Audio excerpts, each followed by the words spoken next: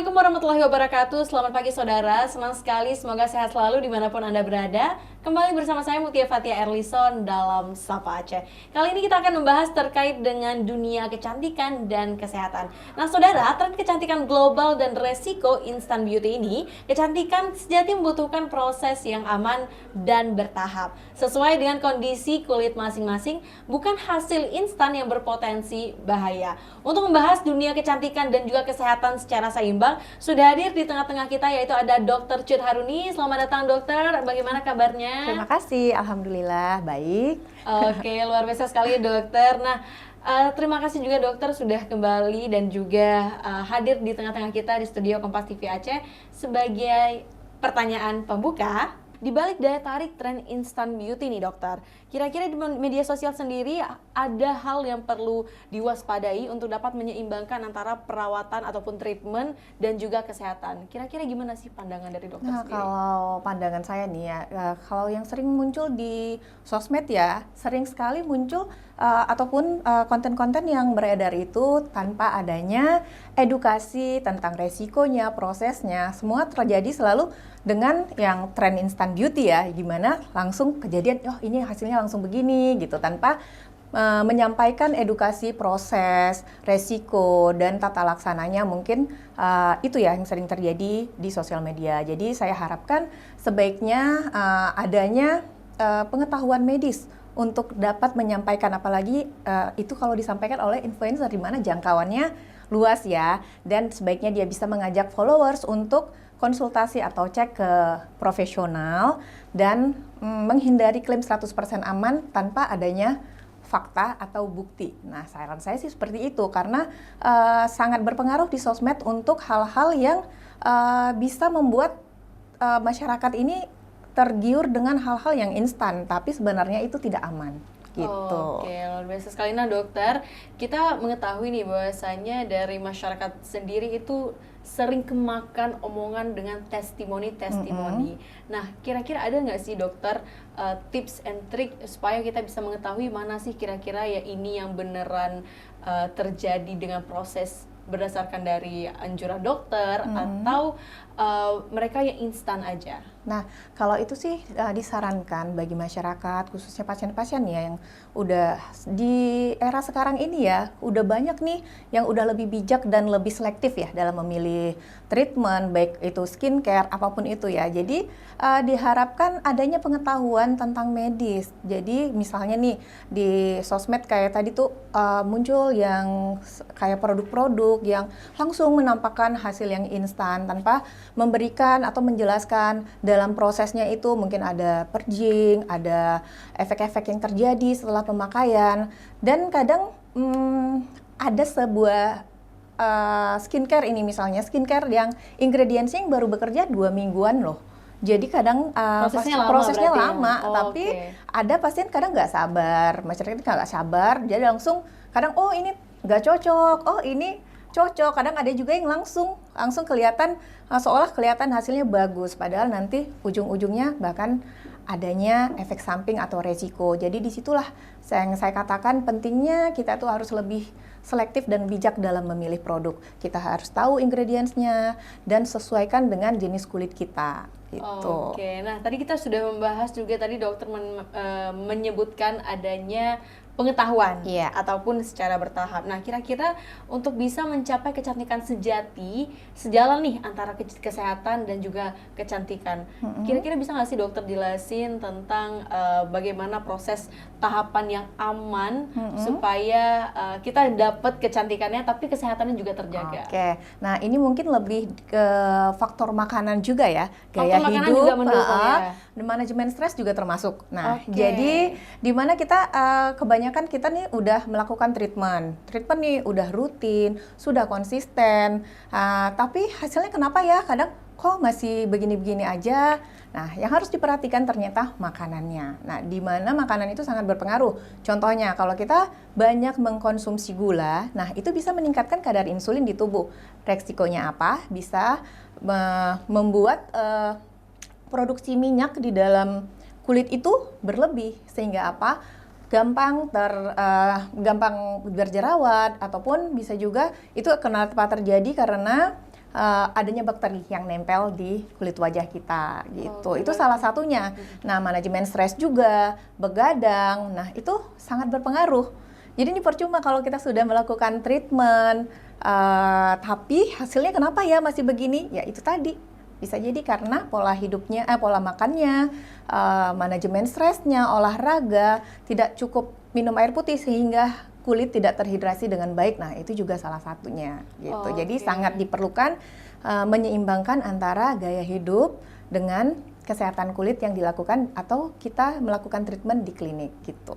Oke, luar biasa sekali ya saudara, semakinlah kita bisa membaca dan juga mengetahui dengan detail pengetahuan yang dibagi oleh Dr. Cut Haruni, dan juga ternyata memang kecantikan itu tidak bisa jalan serta-merta tanpa adanya kesehatan yang seimbang gitu ya dokter ya, mulai dari pola hidup sehat dan juga pola makan yang teratur. Nah, selain daripada itu dokter kan juga sering nih untuk bisa untuk mengikuti berbagai seminar baik itu dari nasional maupun internasional. Kira-kira apa sih dok yang bisa dokter sharing gitu ke para penonton sekalian? Nah, kalau dari mengikuti berbagai seminar baik nasional internasional, nah insight yang saya dapat itu banyak ya, dari update cara treatment terbaik, terbaru gitu kan, ilmu terbaru, metode semuanya, bahkan sampai alat yang mendukung untuk kita melakukan treatment di klinik, bahkan obat-obat serta skincare. Nah, tapi yang bisa saya berikan untuk khususnya kita Aceh ya, yang memang wilayahnya memang benar-benar cuacanya ya kita tahu sendiri panas, banyak pantai, ekstrim, dan memang kita daerah yang tropis yang dimana yang sering terjadi kasusnya yaitu kerusakan skin barrier.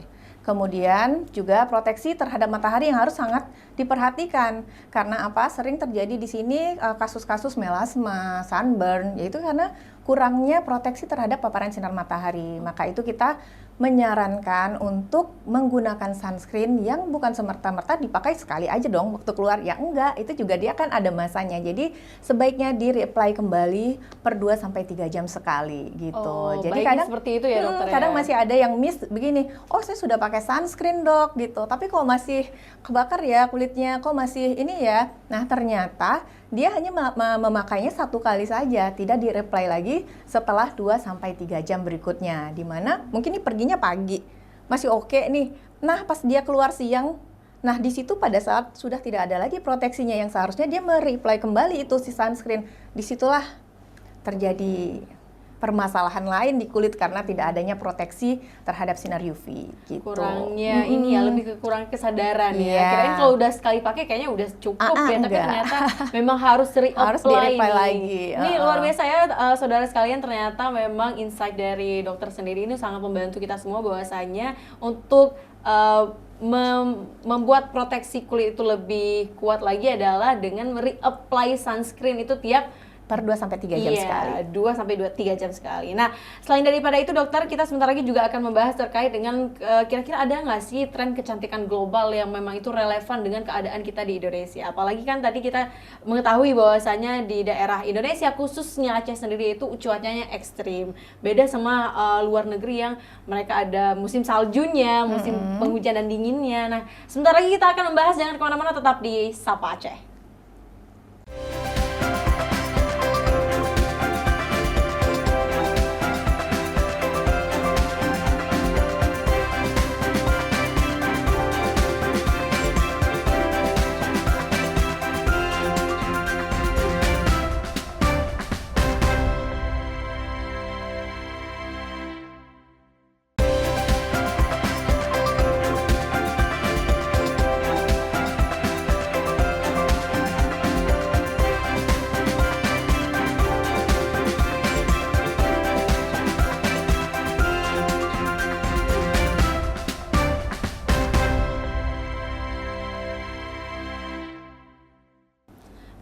kasih saudara, masih kembali bersama saya Mutia Fatia Erlison dalam Sapa Aceh. Kita masih membahas terkait dengan kecantikan dan kesehatan, bagaimana cara kita menyelaraskannya, dan juga bersama dengan Dr. Haruni tentunya masih bersama dengan kita. Nah, kita akan sedikit menjelaskan lebih detail terkait dengan apa sih Dok kira-kira insight ataupun tren global di zaman sekarang yang menurut dokter lebih relevan dengan keadaan kita di Indonesia, terkhususnya di Aceh. Nah, kalau untuk di Aceh ya khususnya, jadi kita kan di sini kan dengan memang daerah yang syariah juga. Jadi memang sebenarnya memang harus dipilah-pilah juga dalam melakukan treatment. Nah, mungkin ada beberapa treatment di sini yang agak ekstrim ya sekarang, apalagi yang sudah global ya. Sekarang sudah ada facelift segala macam yang itu mungkin yang tindakannya sudah lumayan ekstrim, di mana sebenarnya awalnya itu dasarnya kalau misalnya perawatan estetik itu kan masih merupakan perawatan medis yang ringan gitu. Jadi mungkin kalau untuk wilayah Aceh khususnya mungkin masih di tahap mungkin perbaikan skin barrier, kemudian untuk biasanya paling untuk kayak botox, filler, thread lift, nah itu masih sering menjadi pilihan salah satu gitu ya, pilihan untuk masyarakat di Aceh. Sedangkan sini kan udah terlalu banyak ya treatment-treatment yang bisa dilakukan oleh dokter estetik gitu. Tadi sampai yang untuk treatment kantong mata dan banyak itu untuk menyingkirkan ataupun untuk membuang lemak segala macam, bahkan itu sudah bisa dilakukan oleh dokter-dokter estetik. Nah, karena apa? Karena kita sudah mengikuti beberapa pelatihan, juga adanya sertifikat gitu. Jadi kita tidak semerta-merta melakukan itu tanpa adanya pelatihan dan sertifikasi gitu. Oke, jadi ternyata memang zaman sekarang itu bisa lebih luas cakupan ilmunya ya, sehingga bisa dipraktekkan juga kepada masyarakat. Dan juga terutama tadi menarik sekali nih saudara, tadi dokter juga menyebutkan bahwasanya di Aceh sendiri selain daripada syariat Islam itu juga ternyata berpengaruh kepada kecantikan dan juga perawatan yang dijalani di masyarakat. Terutama apalagi dari masyarakat Aceh sendiri yang perempuannya itu berhijab. Jadi memang sekalipun berhijab bukan berarti kita tuh tidak peduli dengan kecantikan. Justru itu yang paling harus kita jaga. Cuman ya memang perawatannya masih sekitar mungkin lebih ke koreksi gitu koreksi ya, tentang skin barrier gitu ya. Masih belum ada yang terlalu aneh gitu ya, karena memang masih sangat terjaga gitu ya secara umum. Nah, kemudian dokter, dari kami sendiri juga penasaran nih kira-kira peran dokter estetika ini, bagaimana sih peran dokter estetika dalam meluruskan informasi yang tersebar luas di masyarakat, karena banyak masyarakat yang mereka terobsesi dengan kecantikan tapi tanpa memilah-milih informasi ataupun edukasi yang mereka dapat. Kira-kira gimana itu dokter? Nah, di sini seharusnya peran dokter itu menjadi salah satu yang sumber terpercaya ya, di mana dokter ini bisa mengklarifikasi resiko, menjelaskan, mengedukasi dengan baik, serta juga bisa menentukan anamnesanya gitu. Pada saat kita melakukan anamnesa, kita bisa menentukan treatment atau skincare yang cocok untuk kulit si pasiennya. Nah, di situ pentingnya pengetahuan atau evaluasi medis sebelum kita melakukan tindakan. Nah, contohnya nih kayak di klinik, sebelum kita melakukan prosedur tindakan, kita akan transparan dengan pasien. Gimana prosedurnya, gimana efek sampingnya pada saat durasinya bagaimana, dan kita juga menjelaskan setelah treatment ini akan ada seperti ini, kita akan edukasi pasien sehingga pasien itu merasa lega, merasa nyaman untuk melakukan treatment dengan aman gitu. Jadi balik lagi, kenapa penting sekali ya pengetahuan tentang medis sebelum kita melakukan tindakan, di mana kita akan mendapatkan treatment ataupun tindakan sesuai dengan indikasi. Nah, sementara kalau kita tidak melakukan itu, kita ngelihatnya orang ini oke, nah itu belum tentu bisa dengan kulit kita ataupun dengan proporsi wajah kita, itu tidak bisa disamakan, setiap orang berbeda. Nah, di sini juga peran dokter untuk bisa menjaga proporsi wajah seseorang gitu. Apabila misalnya nih ada pasien mau di filler atau apa, nah kita juga bisa memberi edukasi supaya juga jangan terlalu berlebihan dan tetap sesuai dengan ekspektasi, gitu sih. Oke, baik. Berarti memang untuk tiap orang itu kan berbeda-beda Berbeda. kebutuhannya berarti dokter ya. Secara tidak langsung memang dari tiap dokter kecantikan itu memang memberikan edukasi sesuai dengan Pasti. kebutuhan para pasiennya berarti dokter Iya. ya. Berarti dari dokter juga ada apa ya? Memberitahukan secara langsung kepada pasien bahwasanya ini akan terjadi efek yang seperti ini dan kira-kira cocok dan bagaimana gitu ya. Iya, benar. Jadi Oh. itulah salah satu usaha kita untuk meminimalisir efek samping. Oh, Nah, oke. itulah perlunya anamnesa dan pemeriksaan kulit ataupun wajah yang akan sesuai sehingga kita bisa menentukan tindakan apa yang cocok sesuai dengan indikasi. Gitu. Oke, luar biasa sekali ya saudara. Kita semakin detail membahas dan lebih mendalami terkait dengan kesehatan dan juga kecantikan yang jalan beriringan. Nah, selain daripada itu kita juga ingin bertanya nih dokter, dari berbagai pelatihan yang dokter ikuti berkaitan dengan botox, filler dan juga thread lift, kira-kira paling mana yang paling banyak diminati oleh masyarakat? Dan juga kira-kira apa sih tantangan dalam penerapannya? Iya, sebenarnya itu relatif ya yang saya bilang tadi, di setiap daerah mungkin berbeda-beda. Nah, untuk Aceh mungkin masih sekitaran itu, tapi di tempat lain atau di tempat-tempat yang kota besar lainnya itu mungkin treatmentnya lebih dari itu. Ya, ada yang fat removal segala macam, udah banyak gitu ya salah satunya.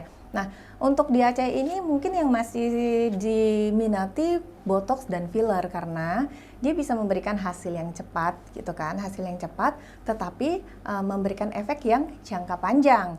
Tapi ingat, tetap dengan ada pengawasan. Nah, disitulah yang butuhnya yang saya bilang tadi, edukasi, kita mengedukasi, kita manajemen si ekspektasi si pasien, jangan terlalu berlebihan juga dalam satu sesi pengerjaan. Nah, kadang kan ada yang over filler, terus botox juga, dan kita juga harus menentukan si dokter ini tantangannya, ini yang udah termasuk ke tantangannya ya. Tantangannya tuh kita harus bisa memanajemen ekspektasi realistis dari si pasien, itu yang pertama. Yang kedua itu tantangan yang ini kita harus bisa menyesuaikan tindakan dengan indikasi. Nah, sedangkan yang ketiga itu kita harus bisa memberi penjelasan atau edukasi ke pasien bahwasanya sekali sesi, sekali pengerjaan itu juga hasilnya seperti apa, dan apabila dilakukan selanjutnya juga seperti apa, dan efek samping yang mungkin terjadi. Jadi butuhnya pengetahuan itu dan butuhnya kita transparansi terhadap pasien untuk hal yang akan kita lakukan. Nah, untuk saat ini sih memang masih botox dan filler sih yang masih banyak peminatnya gitu. Oke, tapi ternyata memang untuk mendapatkan hasil yang maksimal tentu tidak dengan sekali ya, tapi Iya, juga benar. bertahap ya dokter. Oke, sebentar lagi dokter kita akan membahas lebih detail, lebih lanjut lagi, masih terkait dengan kecantikan dan juga kesehatan. Jangan kemana-mana, tetap di Sapa Aceh.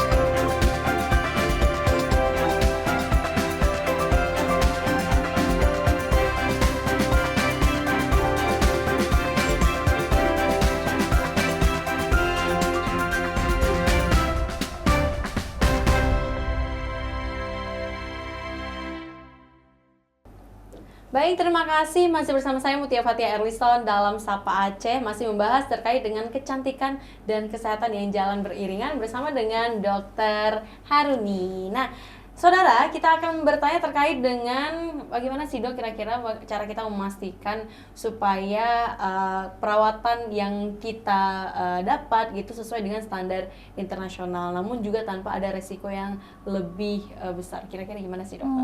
Di sini untuk kita bisa memastikan itu, yang pertama sebelum kita melakukan prosedur, alangkah baiknya memang wajib lah kita melakukan screening pre-prosedur. Nah, kemudian kita standar sterilisasi juga harus terjamin, menggunakan produk yang berlisensi, kemudian melakukan tindakan sesuai dengan indikasi serta dokumentasi. Nah, itu penting, dan salah satu yang paling penting juga setelah prosedur tindakan kita juga sudah memberikan edukasi serta memberikan tindak lanjut untuk treatment selanjutnya. Nah, itu perlu kita informasikan ke pasien, misalnya pasca pengobatan, pasca treatment dia harus apa. Nah, itu penting.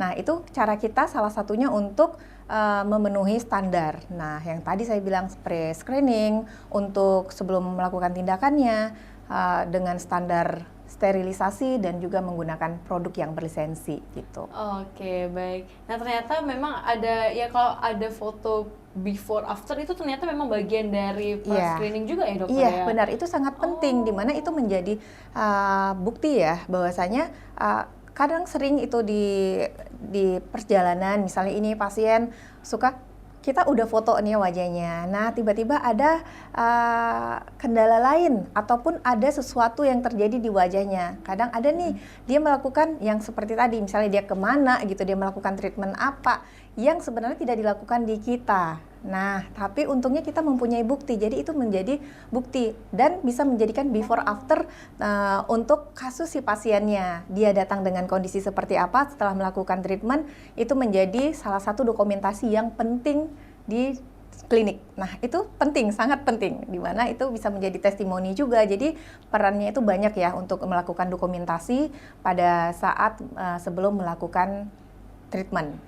Oke, luar biasa sekali. Jadi memang ternyata untuk standar medis itu sendiri tidak hanya di kalangan Provinsi Aceh, namun juga kalangan internasional ya, untuk bisa menunjukkan bukti bahwasanya before dan after setelah daripada treatment. Nah, selain dari itu juga dokter, kira-kira menurut dokter sendiri bagaimana sih keseimbangan antara kecantikan dan kesehatan yang harus kita jaga? Selain daripada pola hidup dan juga pola makan yang sehat. Nah, kalau itu sih yang seperti tadi ya, mungkin kita bisa lebih menegaskan lagi. Kalau misalnya keseimbangan kecantikan itu, nah kalau kita tidak menyampingkan masalah kesehatan dan pola hidup tadi ya, pola hidup, makan dan segalanya, mungkin dengan konsisten ya, menggunakan skincare, kita tetap sabar. Yang saya bilang tadi, kalau misalnya kadang kita tidak sabar menggunakan skincare ini, mungkin dia belum bekerja, efeknya belum bekerja, tapi kadang-kadang karena kita suka nih yang instant beauty, jadi kita nggak mau nih yang mempunyai proses, sehingga kita ngambil jalan pintas menggunakan yang akhirnya malah beresiko untuk kesehatan kulit. Nah, jadi kalau ditanyakan untuk keseimbangan itu ya salah satunya pengetahuan tentang ingredients, yang misalnya untuk dari produk ya ingredientsnya. Nah, kalau untuk treatment sebaiknya juga mempunyai pengetahuan tentang, nah misalnya ini laser ini untuk apa sih, ini untuk apa sih. Nah, itu salah satu cara kita menyeimbangkan antara kesehatan kulit dengan kalau faktor lain selain lifestyle ataupun pola makan gitu sih. Oke, nah selain dari itu dok, selama dari dokter yang menjalani ataupun melayani masyarakat terutama di bidang kecantikan, ada nggak sih tantangan yang membuat dokter itu kesulitan dalam menangani satu kasus permasalahan terutama pada bidang kecantikan? Ada nggak sih dok? Tantangannya sih sebenarnya banyak ya, relatif setiap orang nih kan, jadi pengetahuan medisnya itu kan beda-beda ya. Ada yang sama sekali nggak ngerti cara menggunakan facial wash. Nah, kadang-kadang kita butuh sabar dan memang benar-benar memberikan edukasi yang mudah dimengerti sehingga tidak ada terjadi kesalahan cara penggunaan, apa yang harus digunakan setelah treatment. Nah, itu penting karena apa? Post treatment kita misal habis suntik atau apa, itu kan ada obat khusus atau salep khusus yang diberikan. Nah, cara pemakaiannya juga harus benar. Nah, tantangannya itu kadang ada pasien sudah dijelaskan, tapi mungkin diabaikan, bisa jadi diabaikan, dan adanya ketidaktelatenan mungkin dari pasien sendiri, di mana kita sudah memberitahu apa yang harus dilakukan, tapi tidak dilakukan. Dan tiba-tiba ketika ada muncul masalah, nah mereka justru datangnya ke kita lagi dan menyalahkan pihak kita. Padahal pada saat itu kita sudah menjelaskan semuanya dengan rinci dan benar-benar edukasi dengan baik gitu. Jadi tantangannya mungkin salah satu seperti itu. Terus ada juga yang misalnya kita ekspektasi yang terlalu tinggi dari pasien, di mana mungkin dia berharap dengan treatment ini, sekali treatment itu wajahnya langsung begini, ini jerawatnya langsung hilang. Nggak begitu, karena semuanya butuh proses konsisten, dan memang itu treatment yang aman dan membutuhkan berjangka. Jadi berjangka sehingga hasilnya itu bisa bertahan lama karena dia terakumulasi. Kayak saya bilang tadi, di mana skin barrier yang rusak, apabila skin barriernya sudah rusak nih, apapun yang kita gunakan, skincare yang kita gunakan tidak akan bekerja dengan maksimal. Karena apa? Landasan kulitnya ibarat kata rumah, kalau pondasinya masih belum kuat, gimana coba mau dibangunkan ke atas lagi gitu. Sedangkan dasarnya aja udah nggak benar gitu. Nah, begitu juga pada saat skin barrier kita rusak, apapun yang kita lakukan, kita melakukan treatment, kita menggunakan skincare, hasilnya tidak akan maksimal karena tidak didukung dengan skin barrier-nya gitu. Oke, nah ternyata ya saudara, untuk bisa menjaga kesehatan dan juga menyeimbangkan antara kecantikan dan kesehatan itu sendiri memang itu tidak instan, tidak semata-mata instan, bertahap dan juga dibutuhkan kesabaran yang luar biasa ya Iya, dokter, benar. ya. Oke, nah sebagai closing statement nih dari dokter sendiri, apa sih pesan dari dokter untuk anak muda bahwasanya di zaman sekarang alangkah baiknya kesehatan itu juga dibarengi dengan kecantikan atau kecantikan dibarengi dengan kesehatan. Kira-kira gimana dokter? Kalau pesan saya sih untuk masyarakat, khususnya perempuan ya, khususnya perempuan, nah harus lebih bijak dan kritis dalam memilih treatment ataupun skincare. Rawatlah kulit dengan cara sehat, aman, dan konsisten. Karena apabila kulit kita sehat dan kita percaya diri, nah itulah kecantikan yang sesungguhnya. Oke, luar biasa sekali. Terima kasih banyak dokter. Sama-sama. Sudah memberikan insightful-nya sangat luar biasa kepada saudara sekalian di rumah. Dan jangan sungkan-sungkan dokter untuk terus bisa hadir bersama kami di studio Kompas TV Aceh. Sekali lagi terima kasih banyak dokter. Terima kasih. Oke, nah saudara, informasi tadi mengakhiri beragam informasi yang dapat kami sajikan dalam Kompas Aceh dan Sapa Aceh pada hari ini. Anda dapat menyimak tayangan Sapa Aceh setiap Senin dan Kamis pada pukul 6.00 waktu Indonesia Barat, serta siaran via channel YouTube di Kompas TV Aceh, independen terpercaya. Saya Mutia Fatia Erlison mewakili tim redaksi, mohon pamit undur diri. Terima kasih. Wassalamualaikum warahmatullahi wabarakatuh.